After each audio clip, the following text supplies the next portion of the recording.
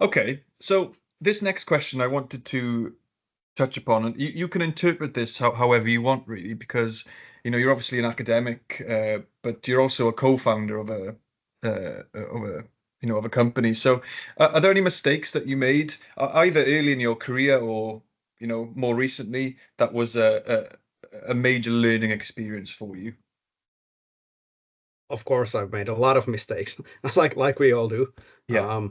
But maybe kind of a broad mistake that I sort of made was that I kind of early on I thought that I kind of want to be this sort of lone wolf researcher and kind of doing and figuring out things on my own. And yeah, I mean it's fun, but it kind of led me to downplay the importance of collaboration and people in that sense. So um, I kind of disregarded collaborating too much in very early on in my academic career. Um, but so what I then of course learned is that collaboration is key and it's all about people actually. So Yeah. you cannot solve these things alone. You need to work with other bright minds and I mean let them do the work. Yeah, that's interesting because in my experience of speaking to physicists or even my own friends who are in a similar path, I think maybe they were outliers in their own high school class and they were in Mhm. a league of their own. And I think that's where that individualism comes from potentially. But then when you move up the ranks, you it's a bit more of a level playing field, and you should maybe take advantage of that. It's interesting. Um, so did that learning from that mistake, is that something that you try and implement at Quanscient, that collaborative nature? Yeah, absolutely, and also kind of um,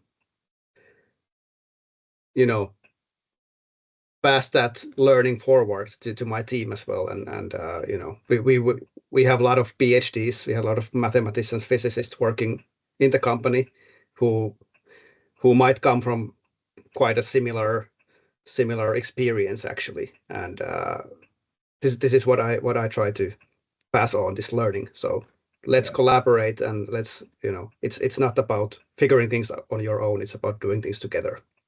Yeah.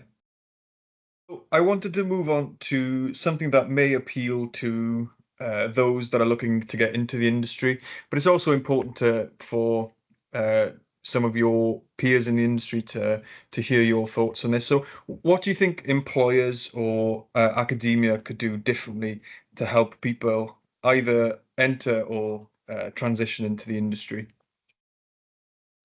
So one thing is kind of related to the previous point.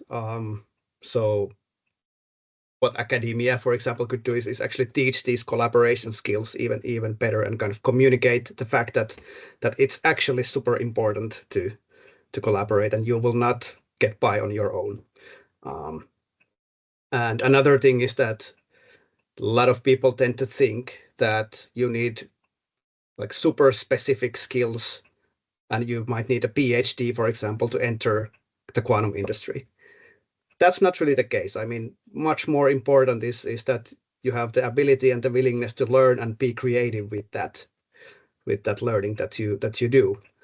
Um, so we should really communicate these facts to young people who want to enter the industry. So um, of course you will need skills, but you will also learn them as you work and as you go. Yeah, that's an interesting phrasing, being creative with learning. I've never heard that before, and I've never really thought about it like that before. Mhm. That's an interesting phrase. Do you have any role models in the industry or anyone that you're particularly interested in their work or anything similar? Well, yeah. As a matter of fact, I do. So another chief scientist of a quite a lot bigger quantum company. So Quantinuum's chief scientist, Bob Kuke. I'm not sure actually how his name is pronounced, but I've been a big fan of his work actually from my PhD studies and still am. He has this kind of way of using really abstract mathematics to rephrase kind of complicated things to actually make them look quite trivial in the end. Yeah. And that's super interesting. And that's actually the way I have also tried to approach science and my work as a scientist, to kind of find the mathematical formalisms where things start to actually look very trivial and easy. And that's the way to find understanding. Yeah, that's such a skill. Yeah, Yeah. exactly. And you know, his books on for example the quantum pictorialism and you know, using category theory to explain quantum theory are excellent. Yeah. Is he also a rock star? Have I got that wrong? Yeah, I think he plays some quantum rock music or something like that. Yeah. Yeah, I think so. Yeah, yeah, I'm sure that's in the back of my mind somewhere, but yeah, yeah, that's yeah. that's I also do play the keyboards in a rock band, so that's also another point that I kind of look up to in pop, that he's also a musician. Oh, well, I didn't know that. What style of music is it? Kind of melodic heavy metal type stuff. Yeah, Oh, nice. yeah, Cool. Because I know there's a bit of an overlap between physics and music. I mean, I don't mean absolutely.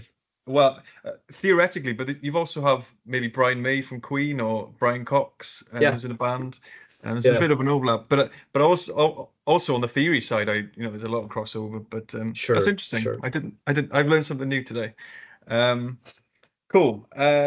So for somebody who might be looking to sharpen their tools or sharpen their minds, do you have any books that you refer back to, or any books that you would recommend someone that was looking to gain some knowledge? Sure. Yeah. Well, I already mentioned Bob's books, so on you Yeah. know, quantum pictorialism. That's definitely something. Then I would recommend also kind of um, studying some of the fundamentals of mathematical physics. That's always very important. So, for example, Theodore Frankel's Geometry of Physics is one of my favorite books ever. So definitely recommend it for you know, anybody trying to get some more understanding of what's behind math and physics and geometry. Cool. Thank you. Um, so we'll move on to the final question. So this is just more of a general thing that this is a bit of a selfish thing that I like to hear from people. What's something that you've seen recently in either in quantum technology or just tech in general that really excites you? Well, in terms of quantum computing, at least, I mean, what's kind of exciting is the fact that, you know, we're not talking anymore only NISQ, not only noisy intermediate scale quantum, but actually we are seeing these demonstrations of logical qubits and error correction popping up, like the ones from Google, Microsoft, Quantinuum, and so on. So that's really exciting. So it's an inevitable step that we need to go towards, you know, fault tolerance, and it's not science fiction anymore. We are seeing the first steps being taken as we speak. So that's really exciting. Another thing is that it's also not anymore just about the hardware. So we are actually starting to talk about applications of quantum computing and really building the applications and the software stack and so on. And you know, as someone who is working on application of quantum computing to multiphysics modeling, that's of course like super interesting and exciting. Cool. Great. Thank you very much. Well, Valtteri, thank you very much for joining us here on this on the quantum experience. I've really enjoyed the discussion, and I'm sure everyone listening, the millions listening at home, were also interested in your story. So thank you very much. I hope you all enjoyed, those that are listening, and we look forward to seeing you in the next edition. Valtteri, thank you very much. Thank you so much.